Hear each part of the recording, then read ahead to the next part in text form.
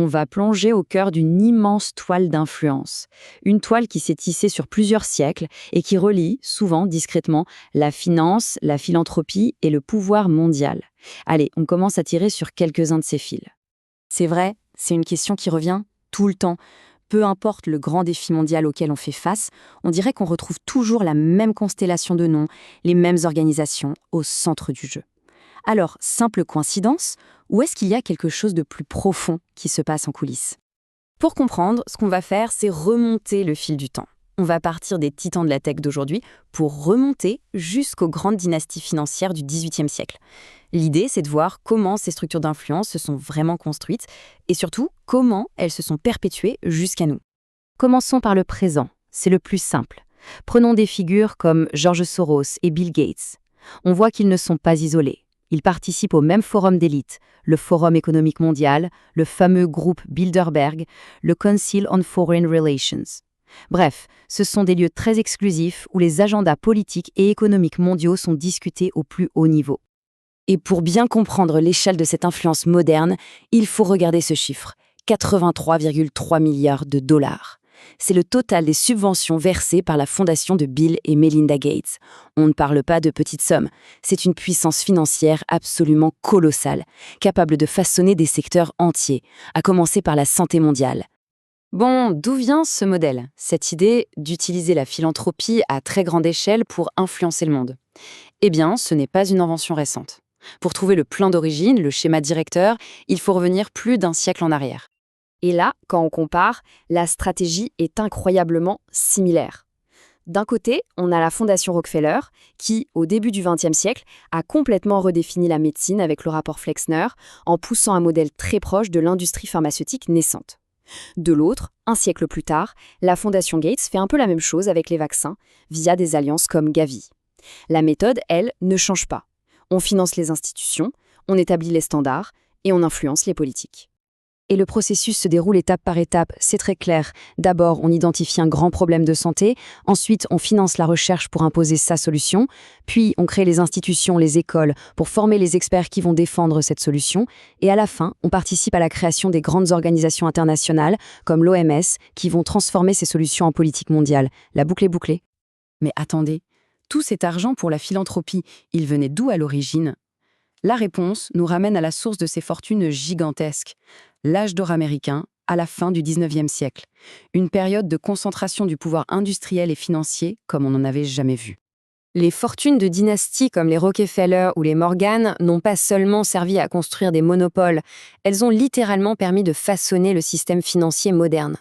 Lors des grandes paniques bancaires de l'époque, c'est JP Morgan lui-même qui organisait des sauvetages privés. Et le point culminant, c'est cette fameuse réunion secrète sur l'île de Jekyll, où les plans de la Réserve fédérale américaine, la Banque centrale, ont été dessinés, avec bien sûr l'influence directe de ces mêmes financiers. Ok, on a vu l'argent. Mais derrière l'argent, il y a les idées. Et là, il faut remonter encore plus loin. On parle de réseaux privés, de sociétés discrètes, qui connectaient les élites bien avant nos forums modernes et qui opéraient en dehors des gouvernements.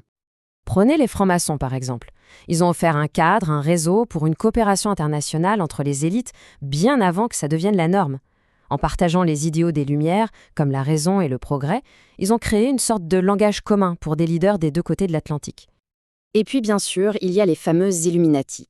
Historiquement, leur existence a été très brève, mais leur nom a laissé une trace incroyable dans l'imaginaire collectif. Ils sont devenus le symbole de la main invisible, d'un petit groupe d'élites qui chercherait à tirer les ficelles du monde en secret.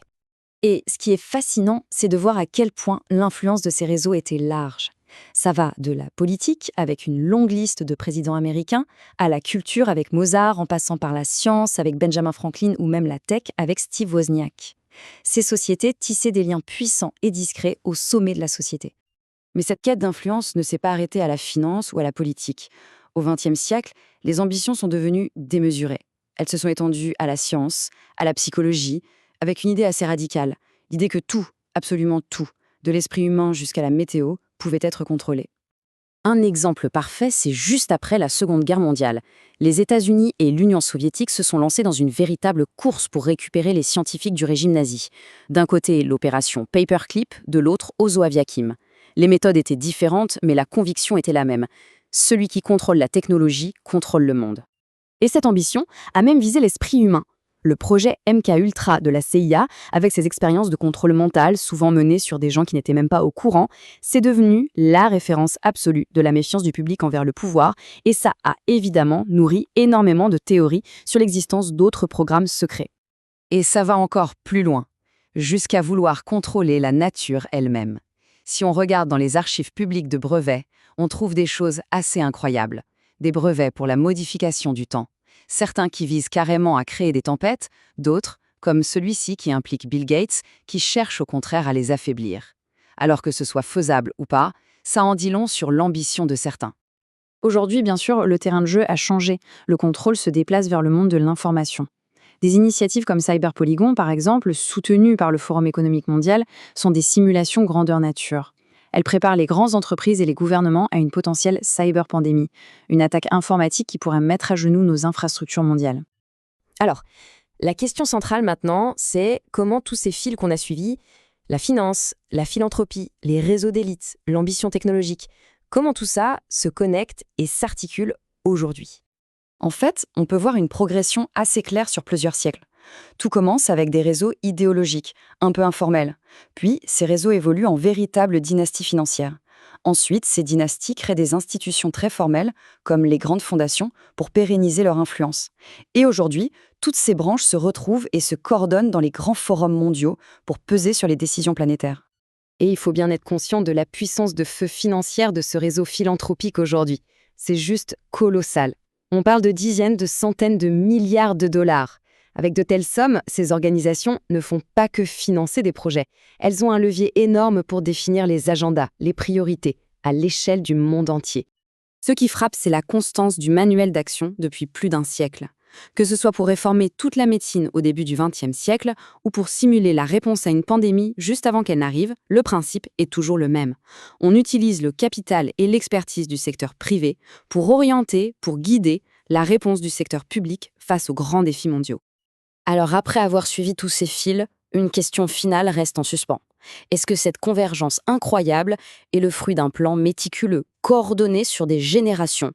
Ou est-ce simplement le résultat naturel, presque mécanique, de la concentration d'une immense influence entre les mains d'un petit nombre d'acteurs qui, logiquement, finissent par collaborer pour protéger et étendre leurs intérêts? La question, elle, reste ouverte.